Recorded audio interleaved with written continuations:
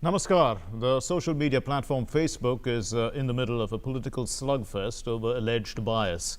The company has clarified that it prohibits hate speech, and the issue has snowballed from an article in the Wall Street Journal, which had quoted unnamed sources to allege that Facebook was being lenient on BJP supporters to protect its business interests in India.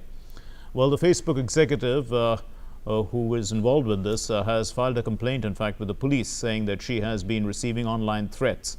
All this is going to be in focus tonight, the political aspects of Facebook. And let's begin with the headlines. My name is Mark Lynn.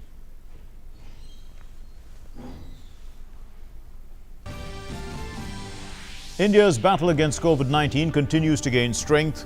Recovery rate improves to above 72%. 57,584 people cured in the last 24 hours. The death rate falls to 1.92%. Over 3 crore tests done in total. More than 7,31,000 tests in the last 24 hours.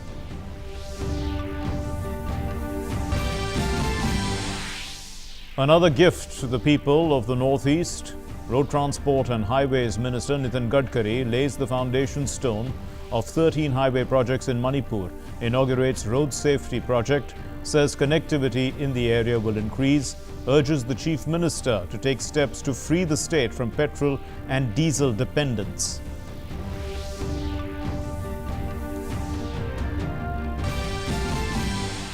The BJP hits out at the Congress leader Rahul Gandhi for allegations on PM CARES Fund. The BJP President JP Nadda says that the Gandhi family legacy is to transfer money of the Prime Minister's National Relief Fund to the family trust. Nadda says that Rahul Gandhi and his mother hurt the country's national interest by taking money from China. On the Facebook controversy, BJP tells the Congress that people caught red-handed while dealing with Cambridge Analytica and Facebook should not have the gall to question the BJP. Facebook clarifies that it prohibits content that promotes violence and it does not support any political party or ideology.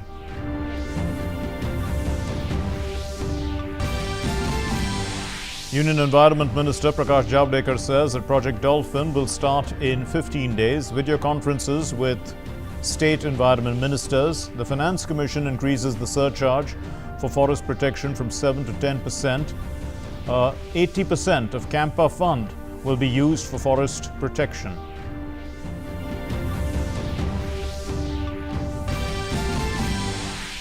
India and Nepal review progress of development-related projects. Both sides agree to speed up implementation of various projects. Nepal expresses gratitude for India's support of medical equipment to meet the COVID-19 challenge.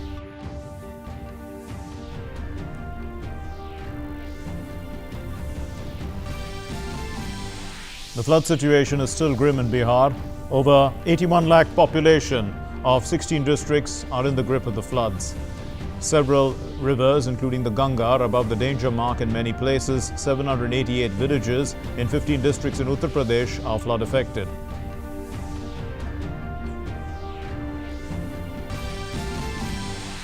A big announcement for tribals, a health portal for tribals. Their health interests in mind has been launched. Better services to be rendered for tribal areas. An e-newsletter too for tribals launched on the occasion. The legendary classical vocalist Pandit Jasraj dies at the age of 90 in New Jersey, in the United States.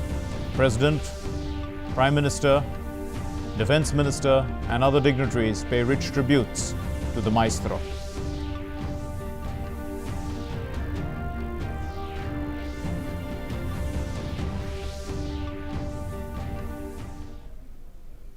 Our top story, the recovery rate from COVID-19 in the country is now at 72%. The case fatality rate has fallen to 1.92%. There were over 7.31 lakh tests conducted in the last 24 hours, and the key indicators reveal that efforts of testing, tracking and treating are paying good dividends. Here's our report. The fight against COVID-19 continues in India.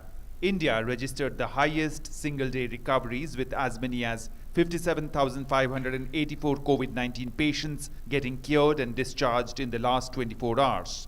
This achievement has further spurred India's recovery rate to cross the 72% threshold. With 7,31,697 tests conducted in the last 24 hours, India is on its resolved drive to increase its testing capacity to 10 lakh tests daily. 941 deaths were reported in the period due to COVID-19. The case fatality rate has further slumped, touching 1.92%. Cumulative testing rose from 1.2 crores on 14th July 2020 to 3 crores on 16th August 2020. As a result of increased testing, the positivity rate has seen a rise from 7.5% to 8.81% in the same period. Total 3,41,400 tests have been conducted so far. India has followed a standard of care protocol for the differentiated categorization of COVID-19 patients, mild, moderate, and severe. The effective clinical management strategies are yielding desired positive results. India's COVID-19 recoveries stand at 19,19,842. The actual caseload of the country stands at 6,76,900. It has greatly reduced and currently comprises only 25.57% of the total positive cases. Early identification of cases has helped to ensure timely and prompt isolation of the mild and moderate cases and hospitalization of the severe and critical cases, thereby leading to timely and effective management of cases. Newsnight Desk, DD India. Well, the Modi government has taken several steps to boost the development of the Northeast. Union Road Transport and Highways Minister Nitin Gadkari laid the foundation stone for 13 highway projects in Manipur through video conferencing. He also inaugurated a road safety project in the state. Over 3,000 crore rupees will be spent for the development of 316 kilometers of roads in the state. Committed to the development of the Northeast, the Modi government has been stressing on boosting connectivity in the region. Monday saw Manipur's development being put at the forefront with a virtual foundation stone laying of 13 highway projects and a road safety project's inauguration by Union Road Transport and Highways Minister Nitin Gadkari. The 316 kilometers long highway projects will cost around 3,000 crore rupees. Speaking on the occasion, the minister said development of the Northeast Corridor is among Prime Minister Narendra Modi's top priorities. He said these projects will bring better connectivity, convenience and economic development to Manipur. He also said that the state will soon see more highway projects being taken up. समय में हम लोग काफ़ी प्रमाण पर ongoing projects जो है नए प्रोजेक्ट्स है उसको भी लेने वाले हैं. अभी जो प्रोजेक्ट शुरू है वो भी एक प्रकार से बहुत महत्वपूर्ण है और वो प्रोजेक्ट की भी कीमत कम से कम 2250 करोड़ रुपए है और जो आज हमने उसका प्रोसेस में ऑलरेडी काम चल रहा है. जो विशेष रूप से मेरा विश्वास है कि मणिपुर को विकसित करने की दृष्टि से और भी प्रोजेक्ट करने की आवश्यकता है. Gadkari gave a call for taking up large-scale organic farming in Manipur, which has the potential to transform the state. He also appealed to the state's chief minister to use green fuels like methanol to make the state petrol and diesel free. मैं मुख्यमंत्री जी को आह्वान करूंगा कि transport मंत्री मैं हूं और इसीलिए सब प्रकार के स्टैंडर्ड्स हमने तय किए. बस पूरी मदद मैं आपको करूंगा. क्या आप मणिपुर से पेट्रोल डीजल को हटाकर पूरे मणिपुर को ग्रीन बना सकते हैं क्या? जैसे सिक्किम ने, जिसका उल्लेख बार बार प्रधानमंत्री करते हैं कि वहाँ ऑर्गेनिक फार्मिंग है, पेस्टिसाइड्स और केमिकल फर्टिलाइज़र का उपयोग नहीं होता, उसी प्रकार से मणिपुर में ऑर्गेनिक खेती हो और पूरी तरह डीजल और पेट्रोल का जो प्रदूषण होता है उससे मुक्ति मिले.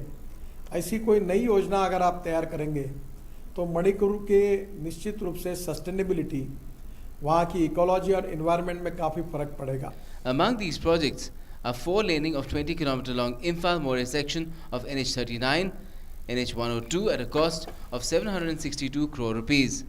Widening and 2-laning works of Chura-Chandpur to Tuavai section of NH102B costing a total of 1,389.58 crore rupees. Widening and strengthening to two-laning of 18.29 km long Palel-Chandel section of NH 102C, costing 107.72 crore rupees. Construction of Moreh bypass to two-lane for 2.52 km on NH 39, costing 68.14 crore rupees. Widening to two-lane of Yang Pokpi Finch corner section of 30.97 km of NH 202, costing 478 crore rupees. And restoration and rehabilitation of NH 102A for 151.5 km, costing a total of 109.33 crore rupees. Along with these projects, several other works related to construction of junctions, foot overbridges, footpaths, road signs, markings and much more were also initiated. The virtual event was chaired by Manipur's Chief Minister N. Biren Singh. Minister of State for Road Transport and Highways V.K. Singh, Donor Minister Jitendra Singh and several state cabinet ministers and senior officials were also part of the event. With Nando Singh in Imphal, Newsnight Desk, DD India. Well, the BJP President J.P. Nadda has lashed out at the Congress leader Rahul Gandhi for allegedly spreading misinformation regarding the PM CARES Fund. J.P. Nadda took to Twitter to criticize Rahul Gandhi after he shared an article questioning the transparency of the PM CARES Fund. Nadda accused Rahul Gandhi of sharing the article without understanding what it actually reads. Nadda wrote, and I quote, "The entire nation has full faith on the Prime Minister and his initiatives. This faith was yet again visible with the massive support for the PM CARES Fund. Being the loser you are, you can only crib and spread fake news while the entire nation has joined hands in the fight against COVID-19. This happens when the Prince of Incompetence shares articles without even reading them. The RTI was filed to know details of other RTIs, and this is maliciously spun by you as an attack on transparency. Well, it's natural given how your career is only based on spreading fake news." The ruling BJP and opposition Congress have traded barbs over Facebook's alleged bias. Now, the BJP has reminded the Congress of its links with Cambridge Analytica that has a track record of manipulating elections. The BJP has also accused Facebook of censoring nationalist voices. The opposition Congress referred to a Wall Street Journal report that alleged that Facebook's content policies seem to favor the ruling party.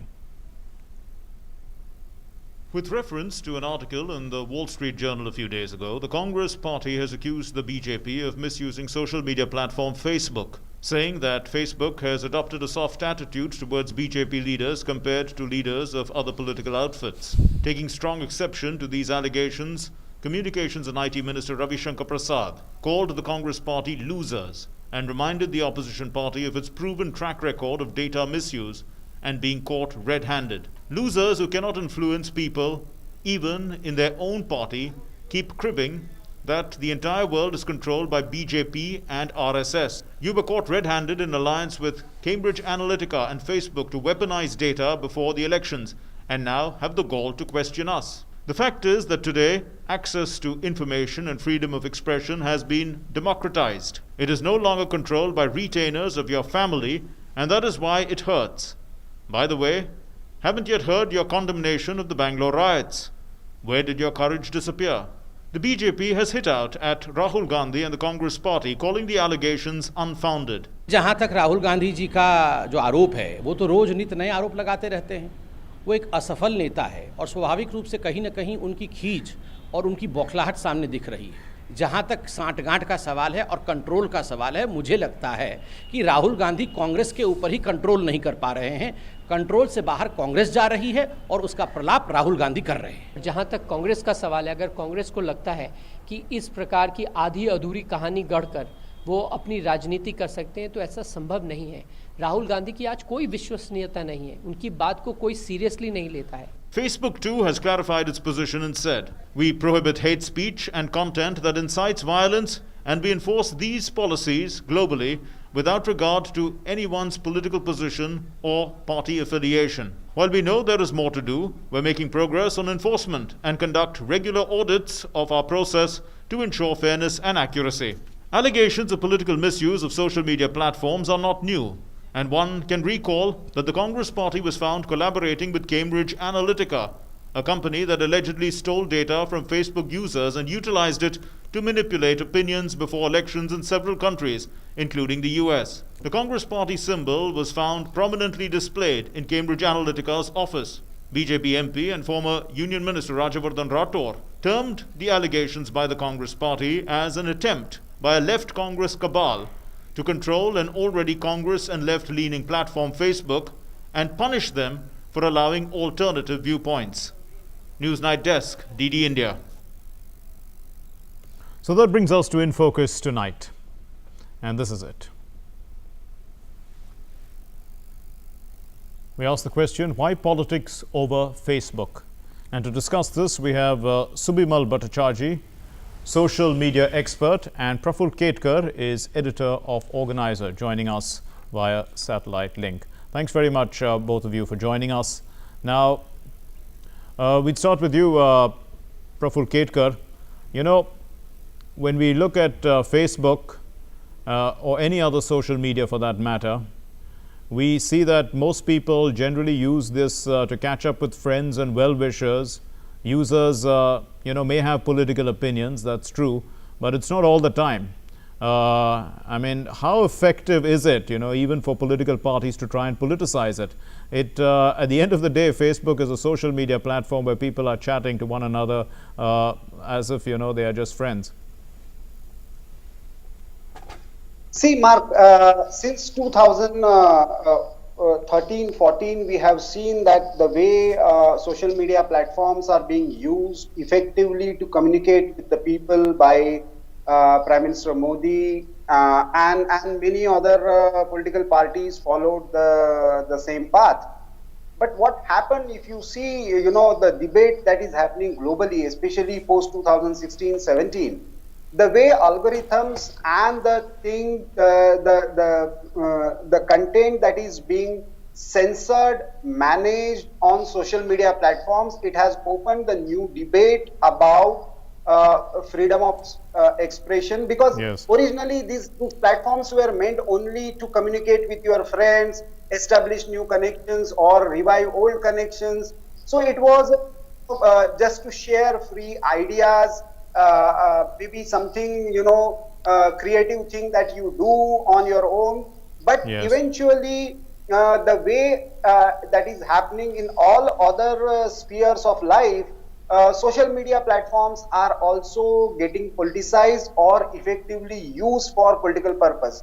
I don't see anything wrong fundamentally in that. okay, It becomes problematic when certain media platforms use either artificial intelligence or algorithms to create a certain narrative. And what Colonel Rathore has written today is yes, absolutely that, earlier the so-called mainstream or the print medium yes, was dominated by certain viewpoints. Social media platforms came as a reaction to it, and okay, then suddenly the controlling part started. What we absolutely, are seeing from Congress, or especially if you see in the global debate, whether in Singapore, what happened in the parliament there, or in US Senate, where the questions were raised about blocking the conservative opinions, it clearly shows that there is a tussle to retain the control over opinion making. okay, And that is a real battle that is taking place, which all is right, very unfortunate. Ultimate victim is free speech.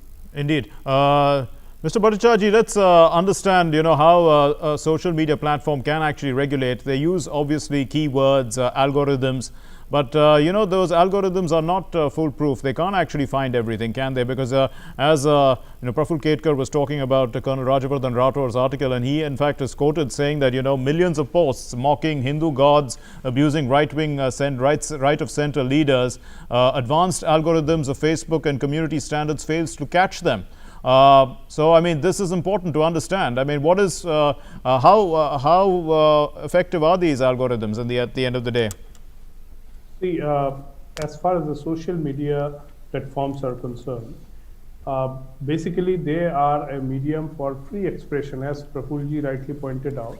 As more and more, individuals have become digitally inclined, more, you can say, digitally empowered. Much of their expression are primarily coming through the social media, and this aspect today is being politicized. It's going in directions that possibly nobody thought maybe even 15 years back. We just celebrated 25 years of internet in India. Yes. I've been a witness to that whole 25 years. Now, if I may say that in the last 10 years, we are seeing this space coming far much more active and often in conflict. Now, having Okay. said so, if you look at this particular battle, the phenomenon, of social media, you can say the big tech, if I may use the word. If you take a term which we commonly use called GAFAM, Google, Apple, Facebook, Amazon, and Microsoft. Now, these are the companies today. They are being feared, even in their country of origin, US, where where Yes. free speech is Yes. fundamentally, one of the biggest factors of the democracy. So even if you pick up now Facebook, which is in this current scenario, and if you see Mark Zuckerberg's deposition to the House Judiciary Committee on the 29th of July last month, where this similar issue was picked up on, he made very clear that their platforms are meant to be neutral and allow everyone to communicate. Okay. Now, Fair enough. it depends upon what is that level of appreciation by a society and where it crosses the thin line. That Alright. thin line in most of the cases of the social media is generally the terms of services that they define very clearly. So by and large, even today you will see that Facebook and Twitters or even others are applying different levels of standards. Now, coming to your point about algorithms and what is happening. Yes, artificial intelligence has come and or is playing a very major factor in terms of I won't say defining your presence in the social media, but in kind of aiding you or optimizing your presence in the media. But Okay. look at the social media. He doesn't gain if his credibility comes under question. So beyond a certain point, he wouldn't try to doctor with anything that would be detrimental to his rise. After all, Absolutely. this is a revenue-based and ad-based revenue platform, Okay. and that is very much a public conscious activity. Absolutely, it should affect their business interests. We'll bring in Praful Ketkar back into the discussion now. Praful Ketkar, where you did talk about politics. Obviously, because of millions of users, massive amount of data. Political parties would like to have their say across these millions of users, but what's happening is that we have facts and we have fact checkers and we have fake news, and this has become a whole industry now. And obviously this is pretty political because the fact checkers will be political agents, the fake news could be political. I mean, so at the end of the day, this is much of social media is trying to find out what is fake and what is not fake. See, Mark, we have seen, last election when this entire Cambridge Analytica controversy came up, the way agencies are hired to, and we have, we have seen the controversies around the bot accounts also, how they work, and fake accounts are created. For me, this entire narrative of fake news itself is a fake narrative, because news cannot be fake. If it is news, it can't be fake. If it is fake, it can't be news. What is fake narrative. Now, I'll just give you an example. If you search anywhere, whether Google or any other social media platform, and you talk about, say, data-based analysis of, say, rapes all over the world, and you will immediately find something related to India and calling India as rape capital, and because this narrative is built. There is no data to substantiate that. I'm not saying that there are no crimes against women, yes. but if you see the numerical comparison per million, it is much less compared to many European countries or cities like New York in the US, Yes. in India. But still, data is manipulated in such a way that narrative is built. And that narrative building is effectively done through social media. And now, because data is a new currency, and Subimalji is expert in that, he can bring the real issue, I believe, instead of political parties talking about who is controlling the narrative, they should leave it to, and they should allow even companies to have all kinds of people working there. They should allow different voices and different opinions, different ideas to flourish. Yes. The real debate should be about data sovereignty and data security. Okay. Monopolization of data is going to monopolize the narrative. That is the critical issue that we need to address. Indeed, Mr. Bhattacharjee, let's try and understand, about how the regulator or the company can basically say the platform can crack down on its misuse, because it would want to do that to some extent for its own credibility. And we see now they have a stated position that inciting hate and violence and all these things are offensive posts are against their policy. But we know that fake news can be debated.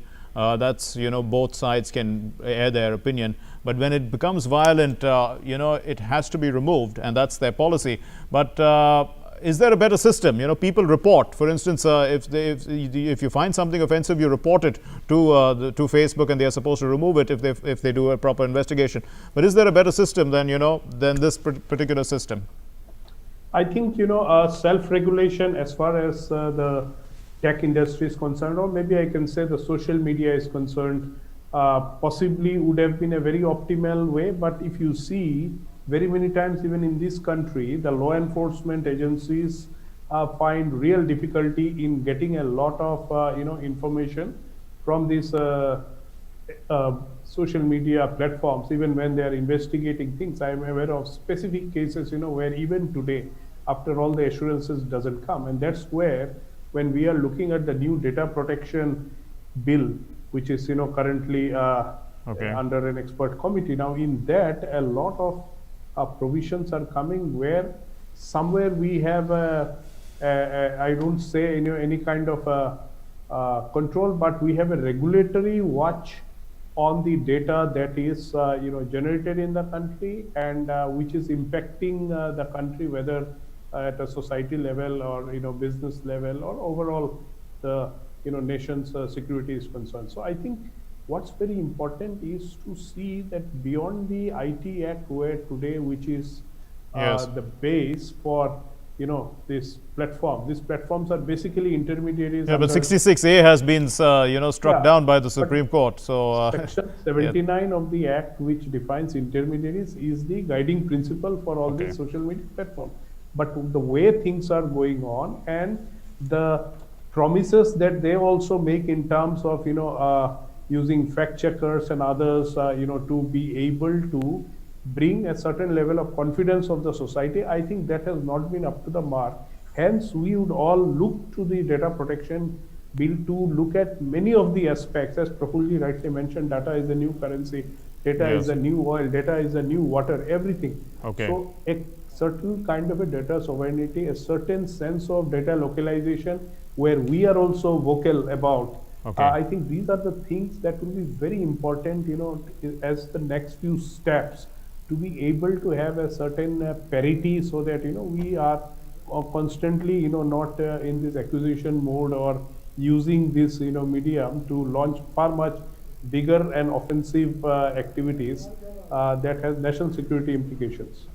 Indeed. Now, there was also, Praful Ketkar, the talk about weaponizing the social media at a time of elections, and that's generally what actually a lot of the posts are, because they are a form of trying to influence votes.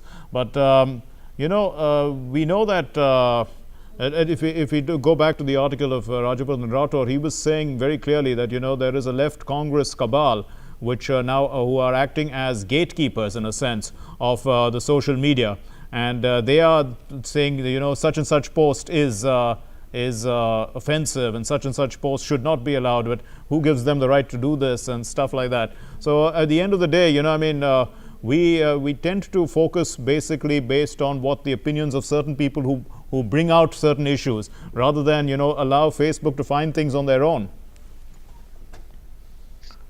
See, Mark, there was an ecosystem which had a monopoly over narratives in India, and nobody dared to question them because, they were a sort of, carrying that kind of sanctity and authority over opinion making. And still they occupy a lot of space in media. But what happened? Social media suddenly democratized this process, Yes. and even a common man could expose or question this monopolization process. This rattled, many in the ecosystem. And that generally happens when somebody is monopolizing and having a complete control over the system. Whenever somebody questions it, so in that sense, social media was a very revolutionary thing. Yes. But eventually what happens, because this monopolizing tendency was always there with this ecosystem, so they came up with a new mechanism in the name of fact-checking, in the name of labeling something as fake news, in the name of,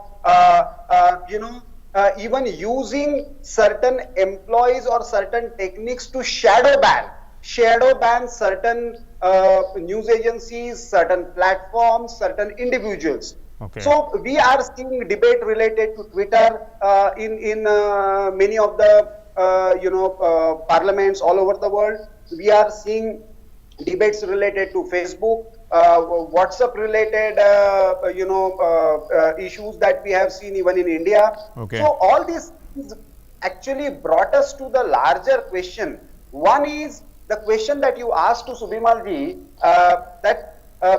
about the security aspect. The basic problem about the cyberspace is the conventional logic of law is not applicable to cyberspace. Yes. Conventional logic of law was always related to land. Now Okay. the question is, if somebody is routing some offense through a server, how are you going to deal with it? If somebody is going to use data to create misinformation, unrest or conflicts in your society from some other land, how Right. are you going to deal with it? These are the real questions that we need to ask, and Okay. ask these companies to be responsible about this rather than Sure. getting into just mere political accusations. Fine. And a final question to you, Subimal Bhattacharjee. This is a time when people are using social media a lot because, this is the only way you can communicate with your friends. You're not meeting them because of social distancing. There's a lockdown. There's a concern about COVID. There are so many other issues. So perhaps, those interests which want to use social media or politicize it will think that this is a chance, where you can actually get more eyeballs in a sense.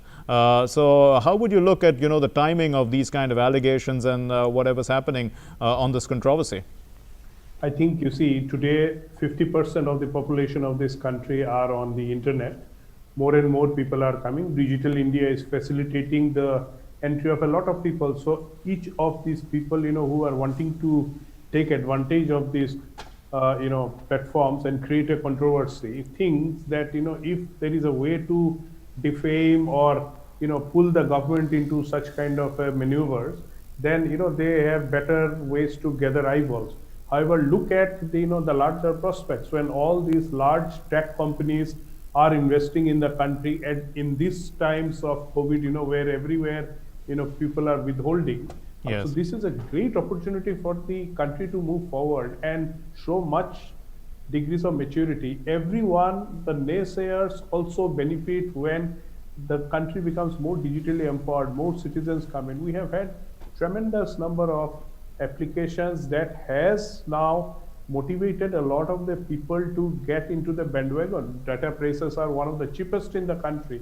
Mobile phones prices are at rock bottom anywhere in the world. So with all of that, when we welcome the next 50%, say in a matter of the next 5 to 10 years, we'll almost move to 75%. Okay. These are the times where there will be far much more activity. So I Yes. think this kind of controversial and politicizing stories have to stop. Okay. And let's look how we contribute positively.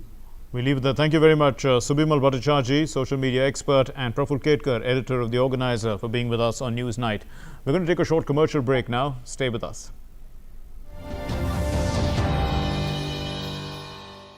एक भरोसे का हुनर, उंगलियां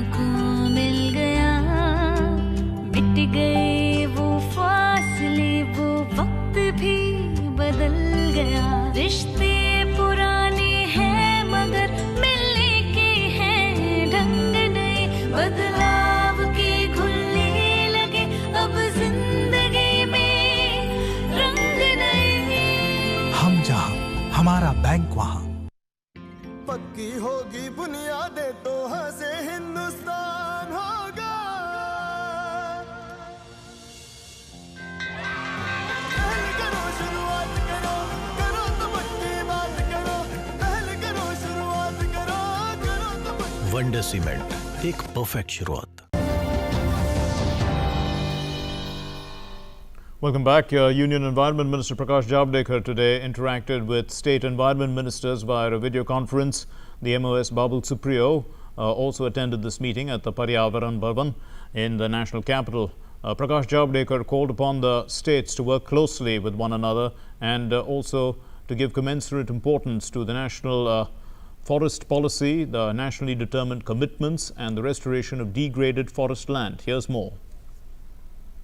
Union Environment and Forest Minister Prakash Javadekar, along with Minister of State Babul Supriyo on Monday, attended a meeting of all state forest ministers through video conferencing at Paryavaran Bhavan in the national capital. The meeting focused on enhancing forest quality and increasing the tree cover for maximizing carbon stock. The ministry has taken several initiatives which include massive tree plantation, promoting urban forestry through Nagar One scheme, landscape-based catchments, treatment of 13 major rivers, LIDAR-based survey of degraded forest areas for soil moisture conservation projects and launch of National Transit Portal. इसमें हमने मूलतः 4 बिंदुओं पर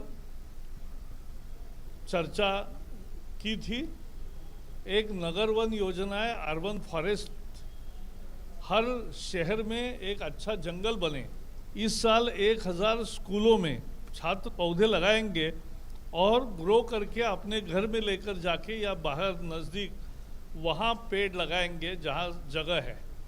हम जंगलों में पानी और फॉडर का ऑगमेंटेशन करना चाहते हैं और इसलिए एक एक क्षेत्र एक एक राज्य में तय हुआ है जहाँ लाइडर सर्वे किया जाएगा, तो उसके आधार पर ही वेरी साइंटिफिक प्लानिंग करके इस बार काम होगा, अगले साल उसका उपयोग होगा। ऑल इंडिया में घूमने के लिए एक ट्रांजिट पोर्टल हमने तैयार किया है, उसका भी सभी राज्यों का सहभाग चाहिए और बाकी भी हमारे स्कीमों का रिव्यू हुआ। Union Environment Minister Prakash Javadekar said Finance Commission has increased the forest weightage to 10% from the earlier 7% and added 80% of the Kampa funds should be used by states for forest preservation. Finance commission ने इस बार forest का weightage बढ़ाकर devolution में राज्यों को जो पैसा मिलेगा उसमें अपना वेटेज फॉरेस्ट का बढ़ा है और फॉरेस्ट का वेटेज अब 10% हो गया है। सो 10%, अर्लियर इट वाज 7%, 3% से वो बढ़ा है। इसका मतलब फॉरेस्ट को अब ज़्यादा पैसे मिलने चाहिए, मिलेंगे अगर राज्य सरकार खुद के पैसे लगाएगा तो। Union Minister also asked all states to come up with an outline for Project Dolphin within a fortnight. The project will involve long-term conservation of Gangetic dolphins and dolphins along the coasts. प्रधानमंत्री जी का आदेश है, हम आने वाले 15 दिन में उसकी पूरी रूपरेखा तैयार करेंगे, टाइमलाइन तैयार करेंगे। तो डॉल्फिन को संरक्षण और संवर्धन करने का कार्यक्रम हम 15 दिन में सुनिश्चित करके सबके सामने रखेंगे। The meeting was conducted to ensure participation and coordination of all the states in taking forward various initiatives of the central government and meet national and international goals. States have shown enthusiasm and expressed cooperation in this endeavor. Tapas Bhattacharya's report, DD India. India and Nepal have held the 8th meeting of the oversight mechanism through digital video conferencing on Monday. The meeting was co-chaired by the Indian ambassador in Nepal, Vinay Mohan Quatra, and the Nepali Foreign Secretary Nepal Shankar Das Bairagi. The meeting carried out a comprehensive review of bilateral economic and development cooperation projects since its seventh meeting, which was held on the 8th of July 2019, and both sides deliberated on the issues and also agreed to expedite their implementation. Both the sides noted the progress made in the development projects in the last 1 year, including reconstruction of 46,301 earthquake-affected houses in Gorkha and Nuwakot districts, the operationalization of Motihari Amlekganj cross-border petroleum products pipeline, the integrated checkpost in Biratnagar, and the high-impact community development projects. Nepal has also appreciated Indian assistance in the fight against COVID-19 and the supply of medicines and medical equipment to Nepal by India. Both sides have agreed to hold the next meeting of the oversight mechanism on a mutually convenient date. The 13th session of the India-UAE Joint Commission meeting on trade, economic and technical cooperation was held virtually. And this meeting was co-chaired by Dr. S. Jaishankar, the External Affairs Minister, and Sheikh Abdullah bin Zayed Al Nahyan, the Minister of Foreign Affairs and International Cooperation of the United Arab Emirates. Wide-ranging discussions were held in a friendly, frank and constructive atmosphere, reflecting the strong bilateral ties between the two strategic partners. Both sides welcomed close cooperation in the fight against COVID-19 pandemic and discussed joint strategy to offset economic and social impact of the pandemic. Both sides also agreed to hold the next session of the India-UAE Joint Commission meeting in Abu Dhabi in 2021. The specific dates of the meeting will be finalized by both sides through diplomatic channels. Delivering the keynote address at the curtain raiser of the World Solar Technology Summit, the Union Power, New and Renewable Energy Minister and also the President of the International Solar Alliance Assembly, R.K. Singh, congratulated the ISA for conceptualizing the first ever World Solar Technology Summit. He said that the event will drive the necessary growth of solar energy around the world through innovations. He pointed out that when the world is striving to fight the corona pandemic, collective efforts will help realize the objective of universal electricity access to all. R.K. Singh invited all stakeholders to participate in the conference. The technology challenges which face us, we need to apply our minds to. And this World Solar Technology Summit is an attempt in that direction. It's an attempt to bring together the scientists, the engineers, the companies involved in commercial production of the technologies which are developed, and the member states, the nations, to sit down together and think about what the challenges are in realizing this dream which we have of making energy eminently affordable and abundant so that people can live better lives. The World Solar Technology Summit is envisaged. The Tribal Affairs Minister Arjun Munda on Monday launched a first-of-its-kind online platform containing comprehensive health and nutritional related information about the country's tribal population. The objective is to provide a platform to all health and nutrition data specific to the tribal communities to improve the overall tribal health scenario in the country.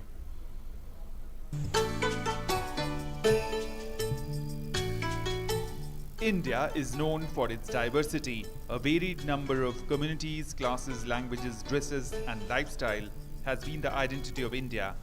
Many states also have tribal population, but lack of data specific to the health and nutrition of this population was a big hurdle before the government in improving the tribal health scenario of the country. Taking this into account, Tribal Affairs Minister Arjun Munda on Monday inaugurated the e-portal on tribal health and nutrition named Swasthya. The portal provides all health and nutrition related information of the tribal population of India on a single platform. Digital health Hindustan के समस्त लोगों को provide कराएगा और यह सुनिश्चित करने का कार्य हम प्रारंभ कर रहे हैं और मैं समझता हूं कि उस दिशा में बढ़ाने वाला पहला कदम यह ट्राइबल अफेयर्स मिनिस्ट्री का है कि जब हम इस पोर्टल के माध्यम से वैसे क्षेत्र में रहने वाले समस्त नागरिकों को जो वंचित हैं, जो पिछड़े हैं, जो सुदूरवर्ती क्षेत्र में रहते हैं, जिन्हें हम जनजातीय समाज के रूप में देखते हैं, आदिवासी के रूप में देखते हैं, अनुसूचित जनजाति के रूप में देखते हैं। Tribal Affairs Ministry also released a quarterly e-newsletter, Alekh, to showcase the work of all the stakeholders and encourage them to learn from each other's successes and failures. Arjun Munda said the launch of the portal is a first step towards the much bigger goal of serving the tribal population of the nation. He informed about the initiatives of the ministry in partnership with Facebook through the Going Online as Leaders Goal program. Munda said, through the Goal program, the ministry aims to mentor 5,000 tribal youth across India and enable them to become village-level digital young leaders for their communities. The ministry has also opened National Tribal Fellowship Portal for the students of this community. Abhishek Singh's report, Newsnight Desk, DD India. Vice President M. Venkaiah Naidu on Monday virtually inaugurated the Diamond Jubilee celebrations of IIT Delhi. He urged all IITs and higher education institutions to focus on research work that can help solve societal problems. The Union Education Minister Dr. Ramesh Pokhriyal Nishank attended the event. Inaugurating the Diamond Jubilee celebrations of IIT Delhi through video conferencing, Vice President Venkaiah Naidu said, Indian institutions will be counted among the world's best only when they start impacting societies around them by developing optimal and sustainable solutions to problems faced by the nation. Calling for greater investment in research and development projects which focus on finding solutions to societal problems, the Vice President urged the private sector to collaborate with the academia in identifying such projects and to fund them liberally. The Vice President praised the new national education policy for seeking to promote India as a global study destination, which would pave the way for making India Vishwaguru of the world order. The new education policy seeks to promote India as a global study destination, providing premium education at affordable cost. Premium education at affordable cost, thereby helping to restore its role as Vishwaguru. The move to facilitate selected universities from among the top 100 universities in the world to operate in India will also help in promoting excellence in education. The Vice President expressed concern on the standard of higher education in India. He said that situation has to change and there has to be a concerted and collective action from all stakeholders to bring about a radical improvement in the standards and quality of education for our institutions of higher learning. He expressed happiness on the initiatives taken by IITs in the country in the fight against COVID-19 pandemic. Every industry must promote some research and they should feel proud that they have supported so-and-so research and this is the result of the same. I'm told that IIT Delhi is laying great emphasis on internationalization, interdisciplinary research and industry connect. Union Education Minister Dr. Ramesh Pokhriyal Nishank said that research and innovation are the focus of new national education policy. He praised the institute for its efforts regarding the fight against COVID-19. Covid के दौरान जिस तरीके से leadership अपने हाथ में लेकर के आईआईटी दिल्ली ने काम किया है और अभी बताया कि कोविड के ही दौरान इस राष्ट्रीय चुनौती का मुकाबला करते हुए भारत और दुनिया को 40 लाख से भी अधिक पीपीई की आपूर्ति की और इससे भी ज्यादा बड़ी बात महामहिम ये थी कि दुनिया में सबसे सस्ती आरटी-पीसीआर किट प्रदान की जो कम समय में सस्ते में और बहुत गुणवत्तापूर्ण जो है जांचों को करने में सफल रही है. One of the top engineering institutions of India, IIT Delhi, was founded in 1961. It was granted the status of Institute of Eminence in 2018. The Diamond Jubilee celebrations of the institute will continue till the 15th of August 2021. With inputs from Nishant Saurabh, Newsnight Desk, DD India. The Ministry of Information and Broadcasting Secretary Amit Khare awarded the 2020 Swachhta Pakhwada Awards to various departments of the INB Ministry for their outstanding contributions. Swachhta Pakhwada was held between the 16th and 31st of January this year in the INB Ministry. The Indian Institute of Mass Communication stood first. The DD News stood second, as well, and also the Press Information Bureau was ranked third in this list. Now, on the occasion, the MIB Secretary, Amit Khare, congratulated the departments and said that the INB Ministry has played an important role in the Swachh Bharat Abhiyan. सबसे पहले मैं तीनों पुरस्कार विजेताओं, भारतीय जनसंचार संस्थान, दूरदर्शन और प्रेस सूचना ब्यूरो को बधाई देता हूं। सूचना एवं प्रसारण मंत्रालय की इस स्वच्छता अभियान में महती भूमिका रही है और जैसा माननीय प्रधानमंत्री जी कहा करते हैं, स्वच्छता कोई एक सप्ताह या पखवाड़ा नहीं है। स्वच्छता एक जीवन शैली का अंग है। वर्षों वर्षों तक हमें अपनी जीवन शैली का अंग बना के इसे रखना है। In Bihar, the flood situation has remained grim for some time. According to the Disaster Management Department, the population of 81,56,000 residing in 1,311 panchayats and 130 blocks of 16 districts of Bihar are in the grip of floods. 10 relief camps are being operated in the flood-affected areas, of which 9 are in Samastipur and 1 in Khagharia.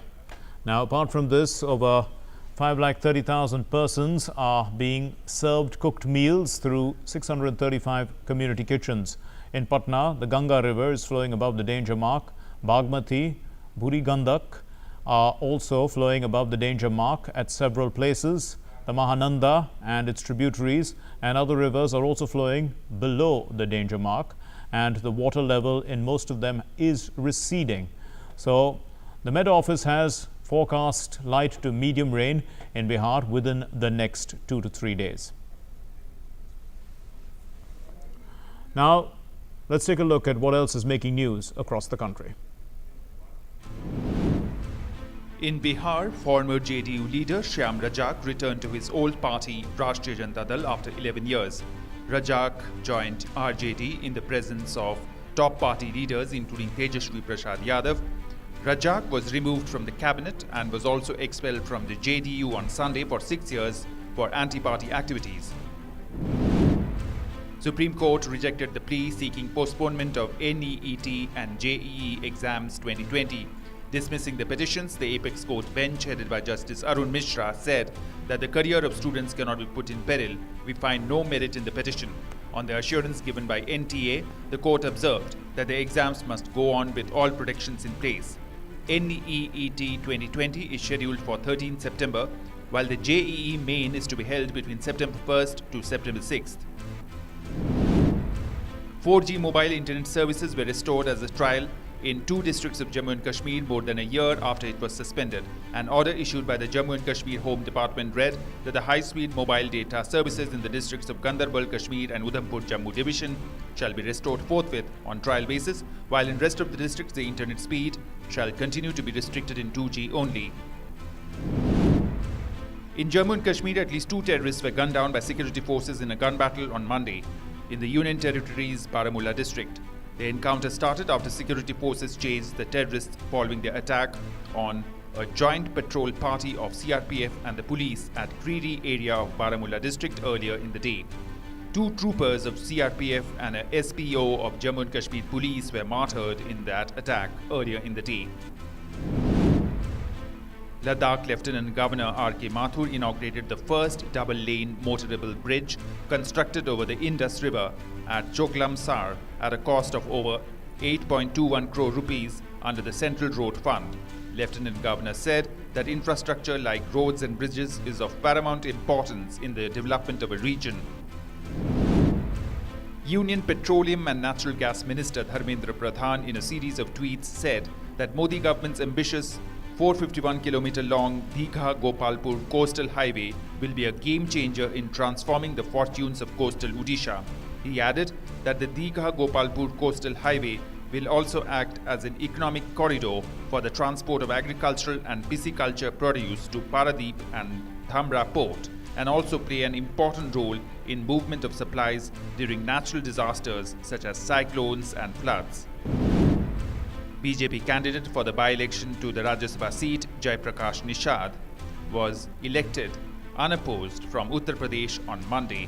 The by-election in Uttar Pradesh was necessitated following the demise of Samajwadi Party MP Beni Prasad Verma in March.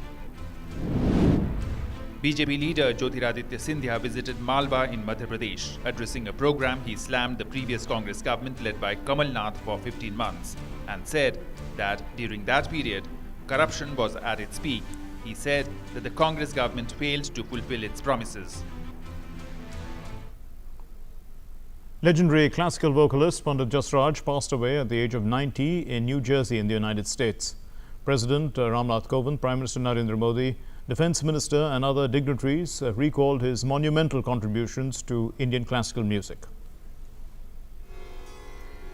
One of India's greatest music legends, classical vocalist Pandit Jasraj, died on Monday following a cardiac arrest at his home in New Jersey, USA. He was 90. He leaves behind a storied legacy spanning almost 8 decades. Jasraj, who belonged to the Mewathi Gharana, was in the United States when the coronavirus-led lockdown happened and he decided to stay back in that country. Pandit Jasraj was introduced to music by his father and later received training from his elder brother. His career spanned over 80 years and he was honored with the Padma Bhushan in 1990 and the Padma Vibhushan in 2000. President Ramnath Kovind mourned the death of the legendary classical vocalist Pandit Jasraj, saying that he had enthralled people with his soulful renditions. Expressing sorrow over the death, he offered condolence to the bereaved family. The president tweeted, "Music legend and unparalleled classical vocalist Pandit Jasraj's passing makes me sad. Spanning a distinguished career of over 8 decades, Pandit Jasraj, a Padma Vibhushan recipient, enthralled people with soulful renditions. Condolence to his family, friends, and music connoisseurs." Condoling the death of the Indian classical vocalist Pandit Jasraj, Prime Minister Narendra Modi said that his demise has left a deep void in the Indian cultural sphere. He tweeted, "The unfortunate demise of Pandit Jasraj ji leaves a deep void in the Indian cultural sphere. Not only were his renditions outstanding, he also made a mark as an exceptional mentor to several other vocalists. Condolences to his family and admirers worldwide. Om Shanti." Along with the tweet, the Prime Minister also posted old pictures of his felicitating the maestro. Pandit Jasraj leaves behind a rich legacy and his contribution to the rich heritage of Indian classical music will always be remembered. Bureau Report, DD India. Well, there is a claim being floated in social media that tractors are being made available at half the price under the Pradhan Mantri Kisan Tractor Yojana. Now, the above claim is fake and baseless. According to the PIB fact check, the centre is not running any such scheme. Jammu and Kashmir is on the path of development. The residents in the region are benefiting from government schemes. Also, the economic conditions are improving significantly. Here's a report about a village in Kupwara district.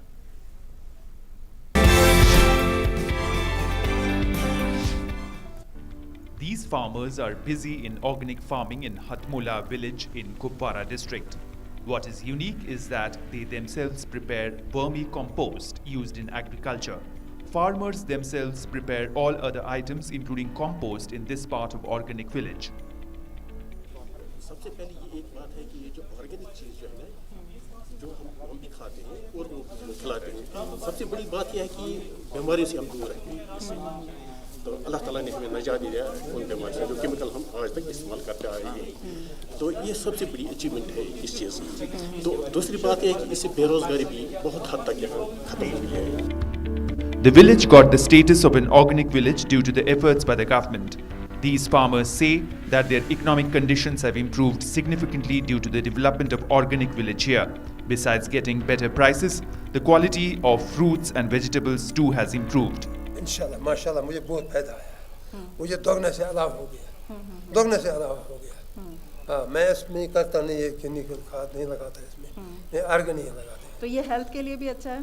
ये health की भी अच्छा है और हमको ये भी पता चला डिपार्टमेंट की वजह से ये सब्जी कैसे कौन सी कसम क्या करना है, किस वक्त वो क्यों कौन सी सब्जी उगाना है, वो उसी तरह हम उगाते हैं। ये हमारे पास सारी सब्जी है, क्वालिटी भी अच्छी है। हाँ, क्वालिटी भी अच्छी है। The administration plans to connect these farmers' produce with e-mandis. Moreover, there are also plans to develop 7 more villages as organic villages in the next phase. All these initiatives are being taken with an aim to develop the capacity of the land and to increase the income of the farmers. इस साल कोशिश की कि there will be some introduction of new things. जैसे cauliflower उगता ही है, cabbage उगता ही है, चलो traditional नहीं उगता है तो हाँ hybrid seed दे देंगे. तो इस साल हमने यहाँ introduction first time की exotic vegetables. मैं आपको फार्मर्स का डेमोन्स्ट्रेशन दे दूँ. उसमें लेट्यूस हमने किया, इसमें हमने ब्रोकली किया, उसमें पार्सली किया, ब्रसेल्स स्प्राउट किया. यहाँ से ऊपर वाला थोड़ा सा बेल्ट है जिसको वहाँ एक्सटेंसिवली ग्रो. रिजल्ट्स अच्छे रहे. Given the importance of horticulture in improvement of economic condition in the district, the administration is taking several steps for its development. About 76,000 farmers linked with 30,000 horticulture land have been registered under PM Kisan Yojana. Apart from this, 28,000 farmers have received various other benefits under Kisan Credit Card Scheme. With Bureau Inputs, Ramatyagi's report for DD India. You can see these are the organic produce in my hands, this apple and these cucumbers, and you can see the quality, you can see the variety here, and people are, the farmers basically, they are very happy because they are saying that not only they are producing good quality, but they are getting good money also. With camera person Saurabh, Ramatyagi, DD News, Kupwara. And with that, we conclude News Night for tonight. Thank you very much for being with us. Namaskar.